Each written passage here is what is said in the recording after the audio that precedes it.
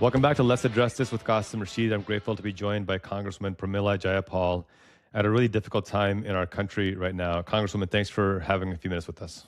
It's really good to be with you, Qasim. Thank you.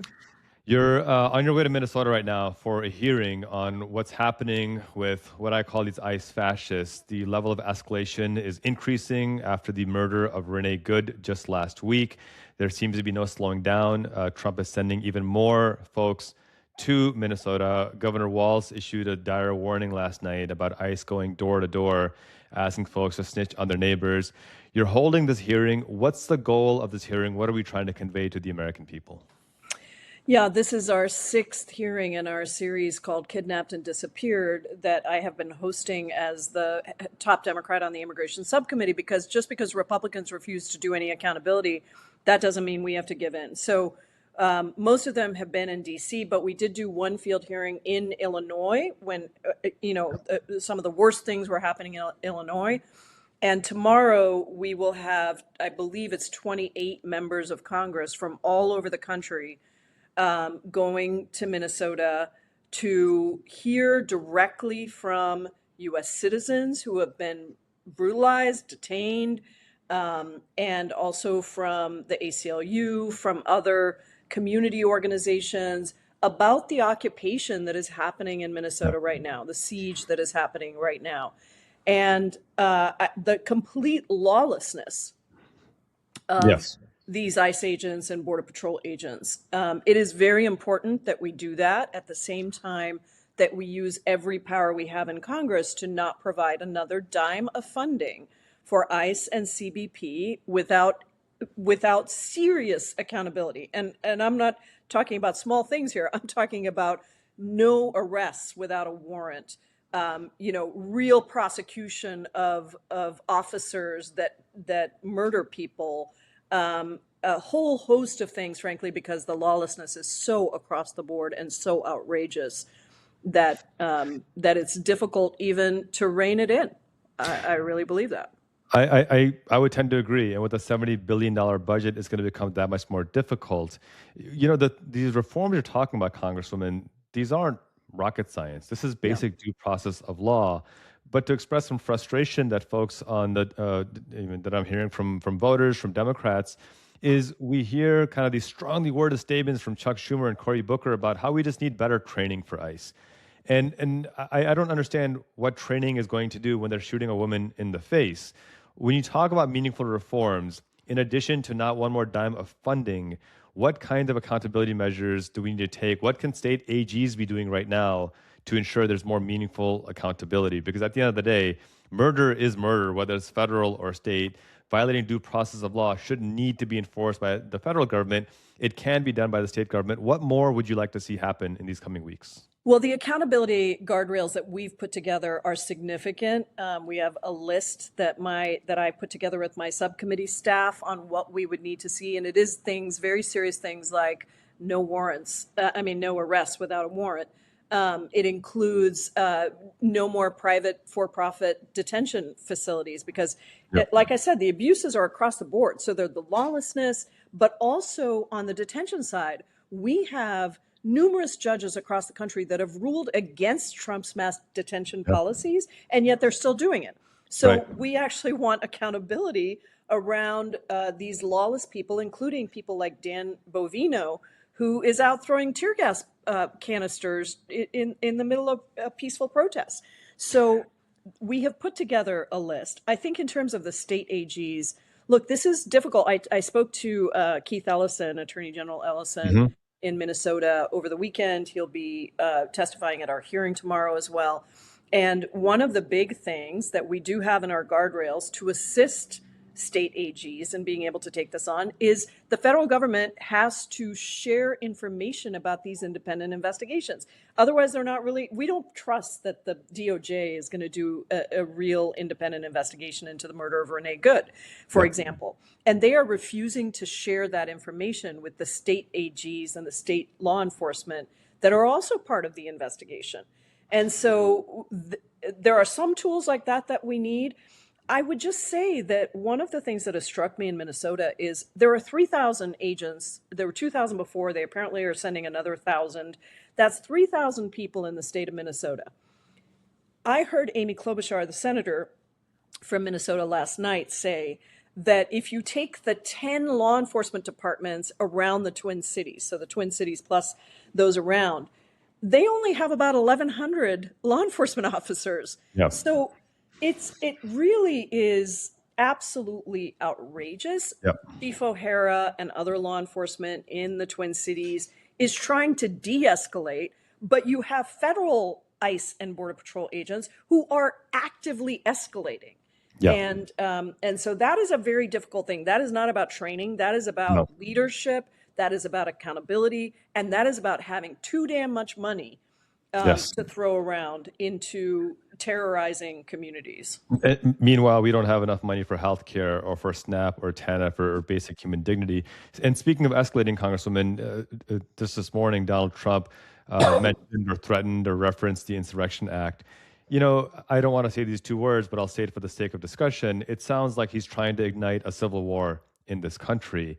What should Americans be doing right now? Because I firmly believe the vast majority of Americans, Republicans and Democrats, reject this escalation. They reject this violence. They can't afford their rent. They can't afford their groceries. They don't need people terrorizing their neighbors and dragging them out of the streets. This horrifying story a couple of days ago of ICE arresting a mother whose child was dying from cancer and wouldn't let her see her own child before he died from cancer. So as Trump continues to escalate, what real recourse do we have right now? What should we be doing right now?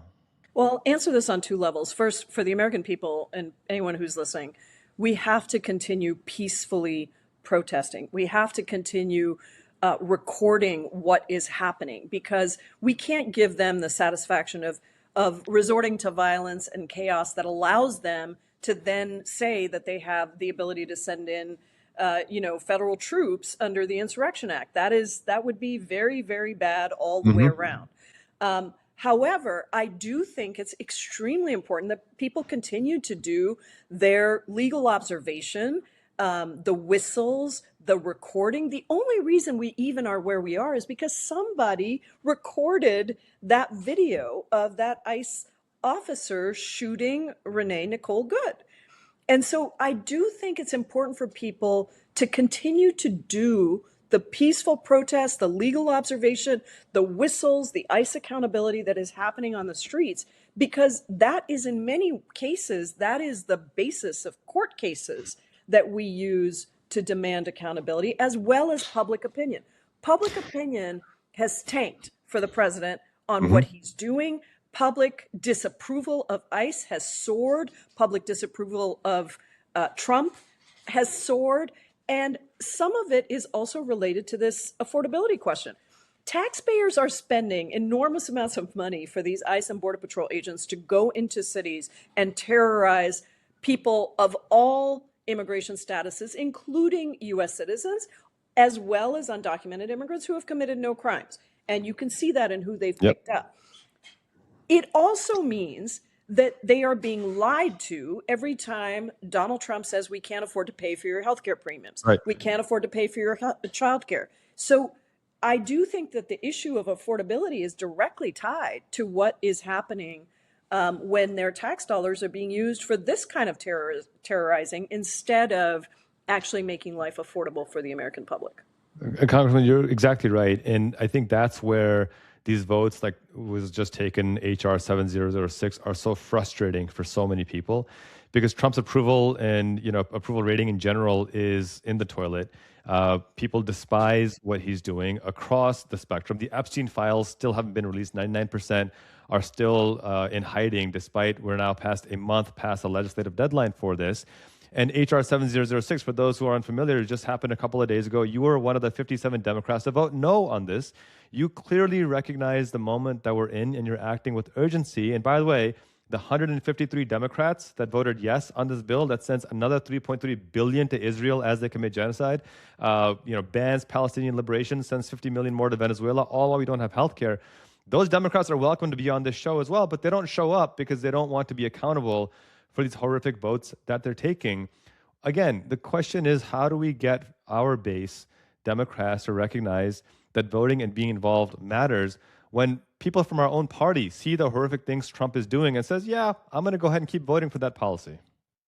Yeah, I mean, look, I think that, that bill was a combination of a number of different bills put together. And there are some Democrats who are like, well, it's better than what they wanted, which was, massive cuts and things that are important to us, without any accountability or guardrails. For me, this was clear to me. Number one, it does not have any guardrails around what they do with the money. I mean, Russ Vought has taken whatever we do and then just used it for whatever he wants. They do rescissions, they do impoundments. There's nothing in that bill that stops him from doing that. Number two, all the money that is going for offensive weapons for Israel, when I have been very clear that I am not going to continue to fund that. Number three, there are still significant cuts to foreign affairs stuff that I support around vaccines, around foreign aid, around a number of things. Yes, it's better than what it was before, but it's still not where it needs to be. And so to me, it was very clear for those three reasons that we should vote no. And I think these appropriations bills, all of them, are a challenge because, yes, Democrats made them better. I don't want to undermine the efforts of those who worked on these bills, without some that don't have the controversial provision of the funding for offensive weapons funding for Israel. Yes, we're making it better, but unless we are sure that we can stop that money from being used for things that we don't appropriate for, I don't understand why we continue to vote for them. On the other hand, I understand that shutdown politics are really difficult in this country, and so it is challenging. But in terms of DHS funding, I am not voting for that, and that should not be a progressive position. That should be a Democratic position. And I think certainly in the House, we've had very good conversations with Hakeem Jeffries about this on the DHS funding, and I hope that the vast majority of Democrats are not going to vote for this lawless, unaccountable ICE and Border Patrol. Completely agree. And I hope you can inject your moral courage into them. Last question, because I know you have to go. The House passed a bipartisan bill to extend ACA subsidies. Obviously, we both know that's still a Band-Aid solution. The actual solution is universal health care as a human right. But they did pass a 3-year extension on these subsidies. The Senate just shot it down.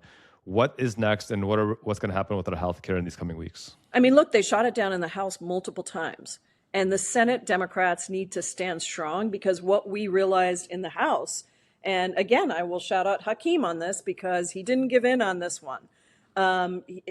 We pushed because we know we're on the right side of this issue. Americans care about it. Republicans care about it. We had 17 Republicans cross over and vote with us on the 3-year subsidy extension. The Senate Democrats are in a position of strength.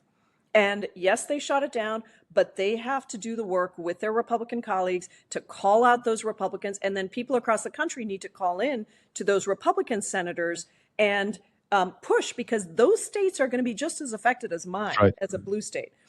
So I do think that is really critical. On the question of this is a temporary measure, right?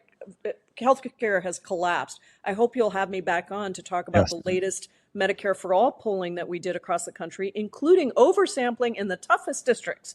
And what we have seen, I mean, we just finished it. We just presented it to the Democratic caucus, to different groups within the Democratic caucus, is people believe across party lines that everyone deserves health care from birth to death, and that a government-provided insurance card, which is what Medicare for All is the way to achieve that. And we are the only ones that have a plan for that. So I am hot on the tear to get that one done.